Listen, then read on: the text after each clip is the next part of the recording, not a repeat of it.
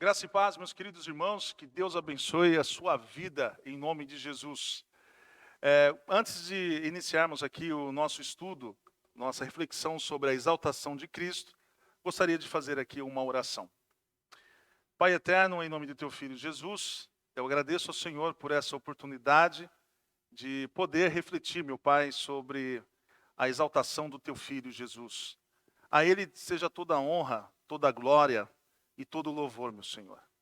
Tu és bom, Tu és maravilhoso, e que o Seu nome seja exaltado, meu Senhor, todos os dias em nossas vidas. Que o Senhor glorifique, meu Pai, o Teu santo nome em nossas famílias. É que eu te peço, em nome do Teu Filho Jesus. Amém. Meus queridos, em nosso último encontro, refletimos sobre os estados de Cristo, o estado de humilhação. Diante dos 5 subtópicos, como a encarnação, sofrimento, morte, sepultamento e descida ao Hades.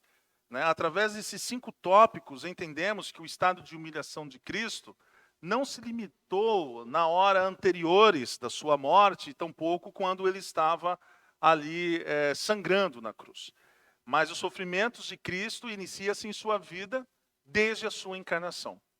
Então hoje nós iremos refletir sobre a exaltação de Jesus. Da mesma forma que a humilhação, a exaltação tem tem como sujeito a pessoa de Cristo. Apesar de que a exaltação se realiza na natureza humana, seus efeitos se manifestam na pessoa de Cristo, o Verbo de Deus, que personaliza a sua natureza humana. Pela exaltação, Cristo ficou livre da sujeição e da maldição da lei. Se você assistiu a nossa primeira aula, a aula passada, você irá ali ver que Jesus estava sob a maldição da lei. Mas agora ele não está mais. A exaltação de Cristo livra desta lei. Ele entrou em posse das bênçãos que conquistou e foi glorificado junto ao Pai com a mesma glória que ele tinha antes da fundação do mundo. Então a nossa primeira leitura será feita em Filipenses, no capítulo 2, dos versos 9 ao 11. Pelo que também Deus o exaltou sobremaneira e lhe deu um nome que está acima de todo nome, para que ao nome de Jesus se dobre todo o joelho, nos céus, na terra e debaixo da terra, e toda língua confesse que Jesus Cristo é o Senhor, para a glória de Deus Pai. O estado de exaltação é uma consequência judicial do estado de humilhação. É possível definir no estado de exaltação 4 estágios: ressurreição, a ascensão, a entronização, Jesus sentando à destra de Deus, e a volta de Cristo, que se caracteriza no juízo final. Então, iniciaremos com o primeiro estágio da exaltação de Cristo, a ressurreição. Vamos iniciar então, nesse subtópico da ressurreição, lendo a primeira epístola escrita aos Coríntios, no capítulo 15 e verso 17. E se Cristo não ressuscitou, é vã a vossa fé, e ainda permaneceis nos vossos pecados. A ressurreição de Cristo não consiste apenas em que ele retornou da morte, mas que a sua natureza humana foi restaurada a um patamar superior à glória do homem antes da queda, completamente espiritual e revestida de novas qualidades adaptadas à vida celestial. Embora ainda não completas antes da ascensão, a ressurreição é também uma declaração de que a morte havia sido vencida e uma demonstração do que irá acontecer com os eleitos no dia do juízo final. Vamos ler em 1 Coríntios, ainda no capítulo 15, mas os versos 42 e 44, que está escrito assim: pois assim também é a ressurreição dos mortos. Semeia-se o corpo na corrupção, ressuscita na incorrupção. Semeia-se em desonra, ressuscita em glória. Semeia-se em fraqueza, ressuscita em poder. Semeia-se corpo natural, ressuscita corpo espiritual. Se há corpo natural, há também corpo espiritual.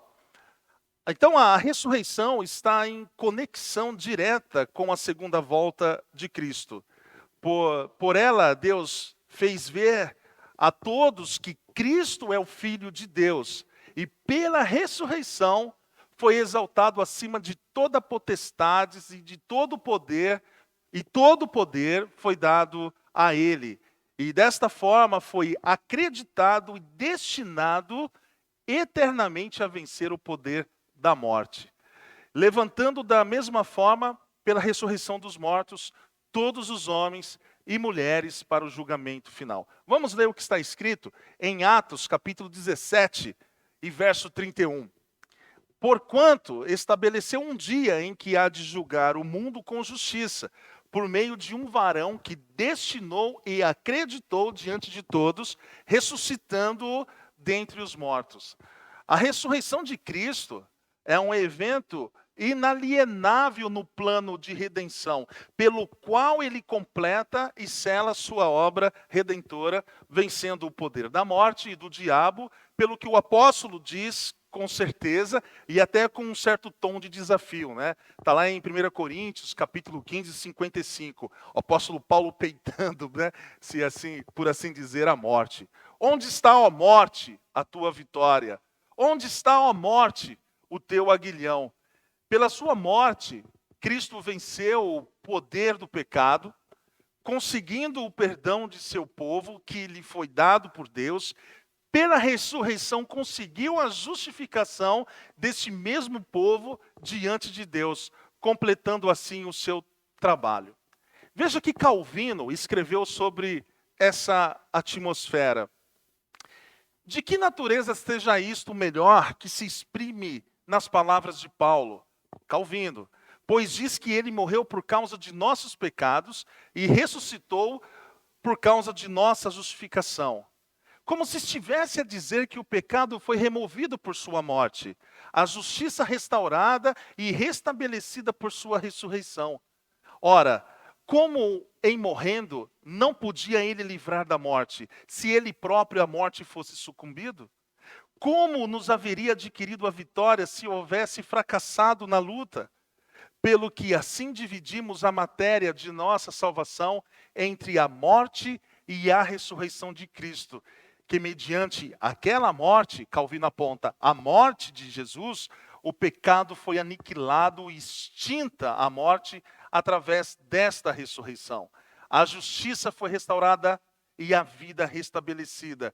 Por isso, aquela morte exibe sua força e eficácia para conosco em virtude da ressurreição. Romanos 4:25 está escrito, o qual foi entregue por causa das nossas transgressões e ressuscitou por causa da nossa justificação. Mais uma vez, seguindo Calvino, é preciso dizer que todas as vezes que se faz menção de sua morte, compreende-se ao mesmo tempo o que é próprio da ressurreição da mesma forma. Quando se faz menção da ressurreição, compreende-se ao mesmo tempo o que é próprio de sua morte. Nós iremos agora refletir sobre o segundo estágio, a ascensão do nosso Senhor. Pode-se dizer que a ascensão é a consumação da ressurreição, é a transição da presença da natureza humana de Jesus na terra e sua ida para o céu. A ascensão representa mais uma mudança na natureza humana de Cristo, tornando-se adaptada de forma definitiva para a vida no céu. As doutrinas da salvação e da vida eterna não teriam sustentação se a ressurreição e a ascensão de Cristo, através da elevação aos céus, o Senhor Jesus abriu os portais celestiais antes fechados aos homens, para receber o seu povo que lhe foi dado por Deus na eternidade. Vamos ler o que está escrito em Salmo 24, verso 7. Levantai, ó portas, vossas cabeças, levantai-vos, ó portais eternos, para que entre o Rei da Glória. É preciso lembrar aqui que a pessoa de Jesus é o Verbo de Deus. Desta forma, todo o seu trabalho é válido em todos os tempos. Os portões celestiais estão abertos em Cristo eternamente. todos os eleitos de Deus em todos os tempos receberam a salvação em Cristo. Esta garantia de que a vida após a morte e ressurreição do corpo irão acontecer, trazem segurança e tranquilidade para os crentes.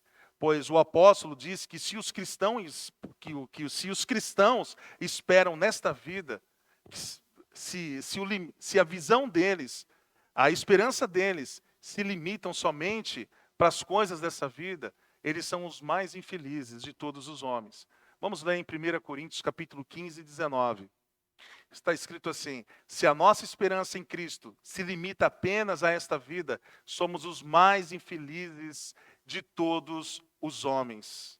Agostinho escreveu: por sua morte, Cristo haveria de ir para a destra de Deus, donde haveria de vir para julgar vivos e mortos em presença corpórea, segundo a sã doutrina e a regra de fé.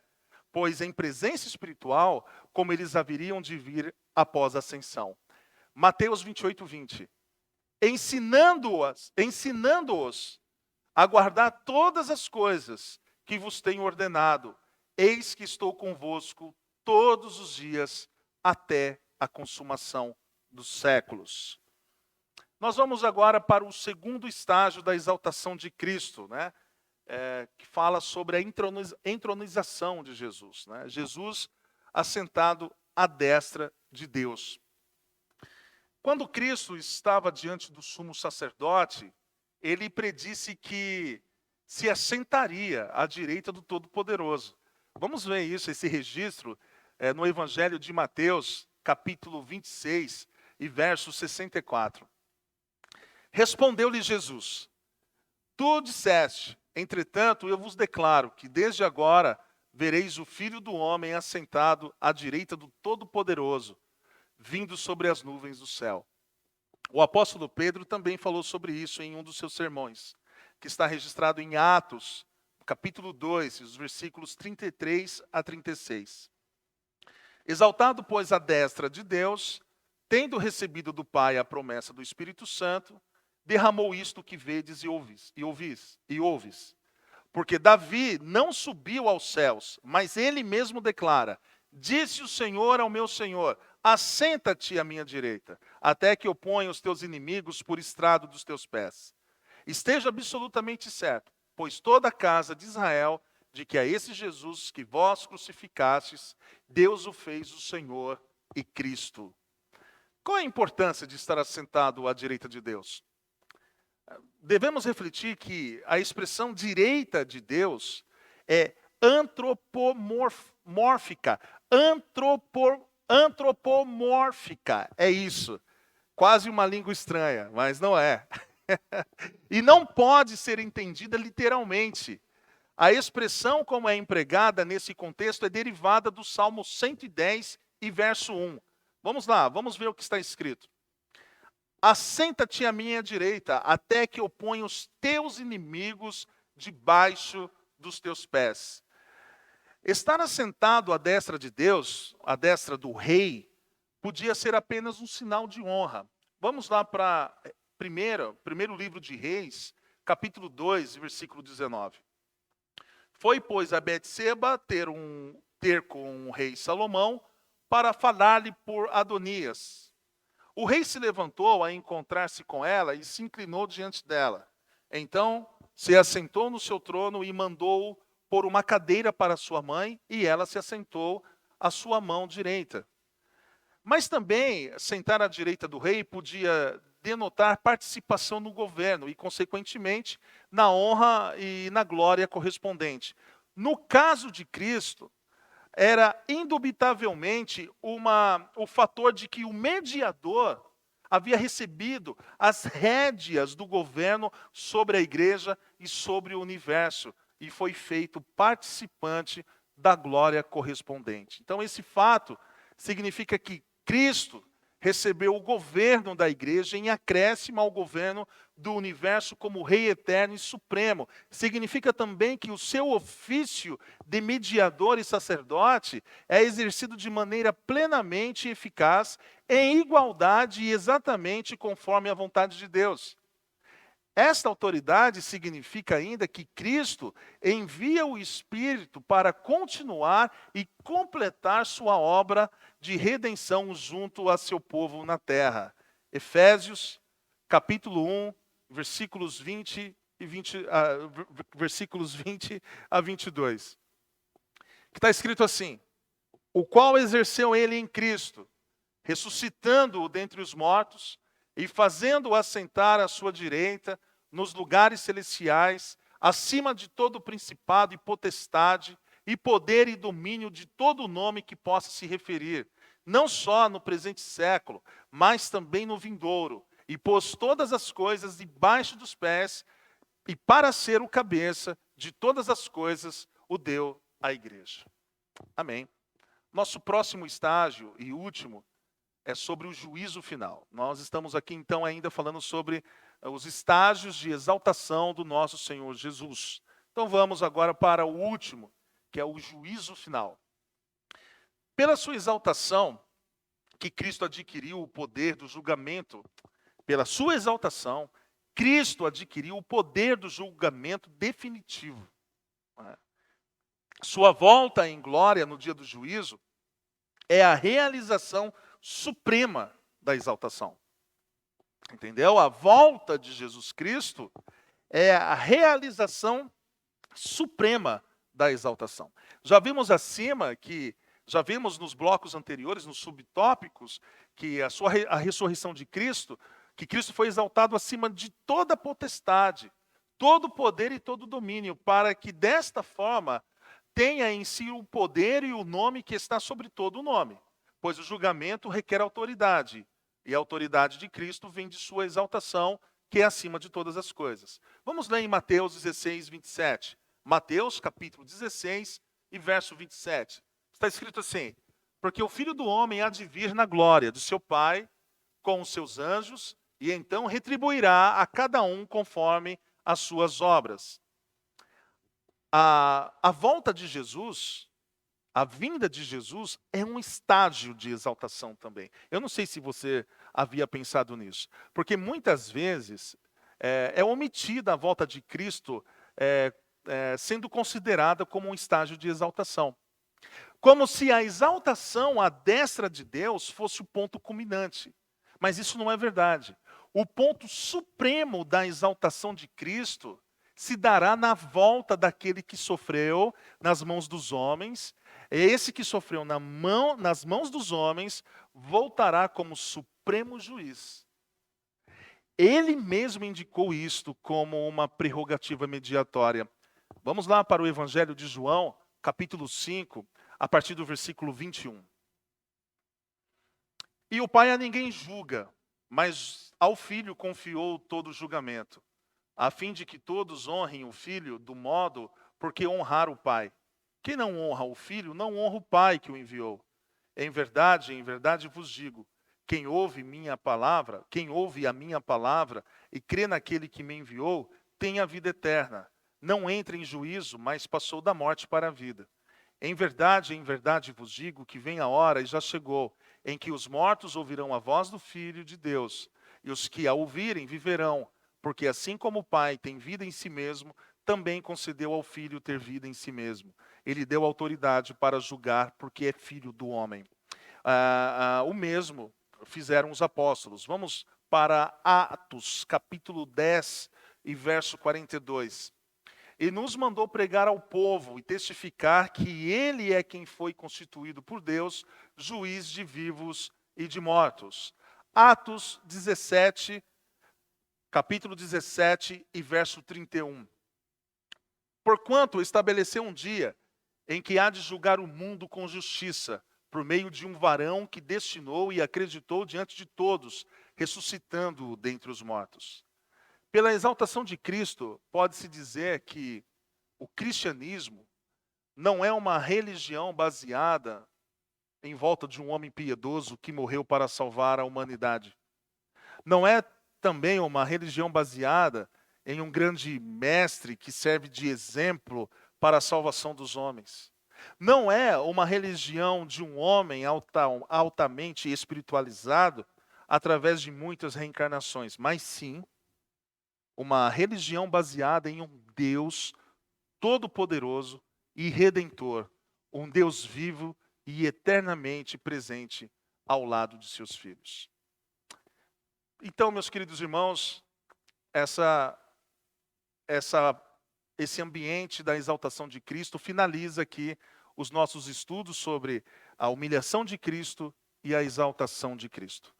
Que você que ainda não teve esse conhecimento, que ainda não conhece Jesus Cristo, que esse ambiente, que esse momento possa possibilitar essa oportunidade para que você venha conhecer Jesus Cristo como seu único e suficiente Salvador. E você que já recebeu o Espírito Santo em sua vida, doado por Jesus Cristo, que você possa ter, através desses estudos, através da revelação em seu coração, um maior entusiasmo para servir ao Senhor. Olha só o quanto que Jesus passou para que a salvação graciosa pudesse inundar os nossos corações. Foi um prazer estar aqui com vocês. Que Deus abençoe a vida de vocês. Quero agradecer aqui os meus irmãos Lucas e Natália, esse casal maravilhoso aqui que Deus nos deu aqui para a Igreja Presbiteriana de Valinhos, que tem nos ajudado. Muito obrigado, que Deus abençoe a sua vida em nome de Jesus. Até a próxima.